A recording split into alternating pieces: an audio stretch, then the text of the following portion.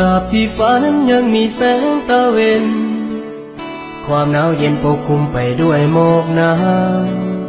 ชีวิตเปียกเหมือนดังดอกหญ้ายามเสาเบ่งบานยามแรงแห้งเหี่ยวไปจดนำทางเมื่อสว่างก็จางลา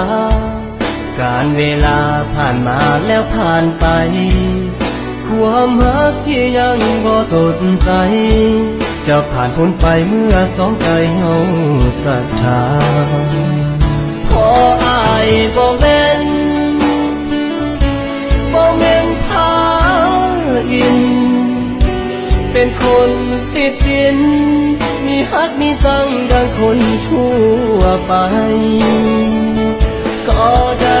แต่หวังว่าน้องนั้นสิเข้าใจบ่ได้หวังกำไรสิยอกลิ้นกินแล้วแซวนี้อ้ายยังหวังฮักจริงและห่วงหาปรารถนาเพียงน้องคนนี้